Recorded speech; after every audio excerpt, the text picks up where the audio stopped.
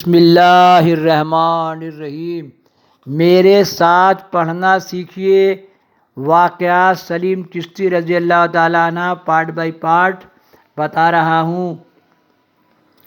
دوسری رات پھر وہی ہوا۔ سلیم اپنے حجرے سے غائب تھے۔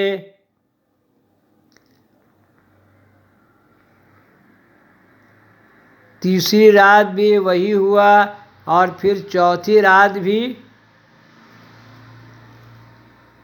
یہی واقعہ پیش آیا، لیکن حیرت کی بات یہ تھی کہ فجر کی نماز دونوں بھائی مسجد میں جا کر ادا کرتے۔ بھاوج نے تشویش سے سوچا، یہ اگر سلیم کو عبادت اور ریاضت ہی کرنی ہے تو انہوں نے اپنے حجرے میں موجود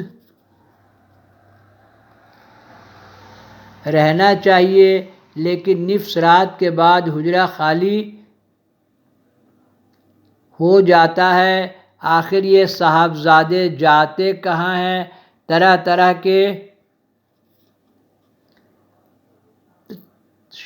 شکوک اور وسوسے سے دل میں گھر کرتے اور نیک اور پاک باز عورت انہیں ایک جھٹکے میں دل سے نکال پھینکتی، اور کیسا شک ہوتا ہے نہیں کہاں چلے آج رات کو۔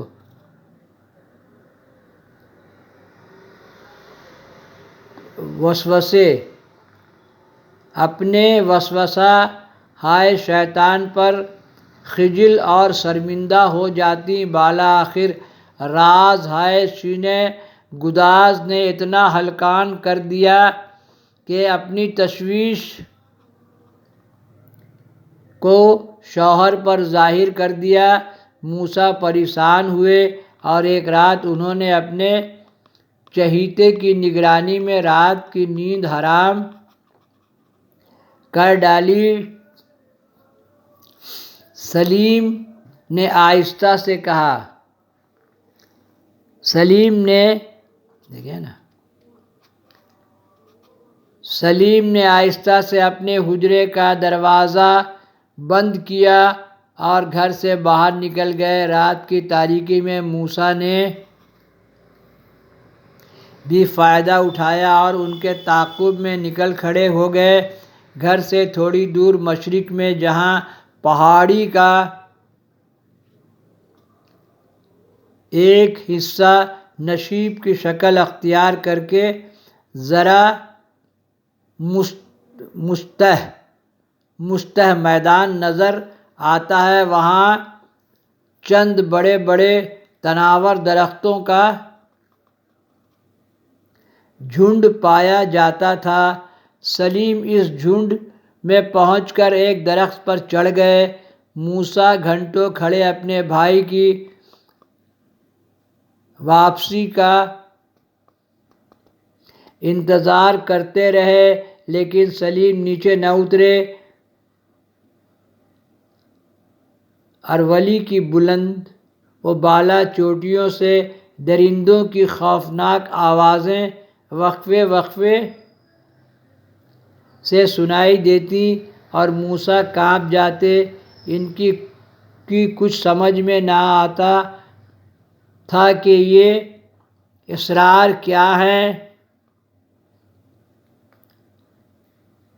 فجر سے 2 گھڑی پہلے سلیم درخت سے نیچے اترے اور گھر کی طرف روانہ ہو گئے۔ پریشان اور تھکے ہارے بڑے بھائی نے آگے بڑھ کر سلیم کا راستہ روک لیا اور پوچھا، سلیم، یہ کیا اسرار ہے؟ تم یہاں کیا کر رہے تھے؟ چھوٹے بھائی نے مطمئن انداز میں بھائی کو دیکھا اور کہا، آپ ہمارا پیچھا کرتے ہیں؟ ہاں، موسیٰ نے کہا، تمہاری بھابھی تمہاری اس نئی روش سے بہت پریشان ہے اور میں خود بھی بے حد گھبرایا ہوں۔ آخر تم ہمیں بتاتے کیوں نہیں کہ اتنی رات گئے تم یہاں کیوں آتے ہو اور اس درخت پر چڑھ کر کیا کرتے ہو؟ دیکھیے کیسا واقعہ ہے۔ سلیم نے کوئی جواب دینے کے بجائے رقص سے کہا، بھائی صاحب میں حج کے لیے جانا چاہتا ہوں، مجھے اجازت دیجیے، بہت شکر گزار ہوں گا۔ دیکھیے اسی لیے کہا تھا نا، ولی سب نامزد ہیں، 355 اولیاء ہر وقت موجود ہیں، اسی لیے اس سے کنارہ کش رہنا چاہیے۔ علی اولی اوس غوث یہ سب بول کے اپنے آپ کو ہلاکت میں نہیں ڈالنا چاہیے۔ یہ عجیب رمز ہے جو کوئی نہیں جان سکتا ہے۔ یہاں سے ڈالیں گے پارٹ 6۔ نگاہ ولی میں یہ تاثیر دیکھی، بدلتی ہزاروں کی تقدیر دیکھی۔ یہ اولیاء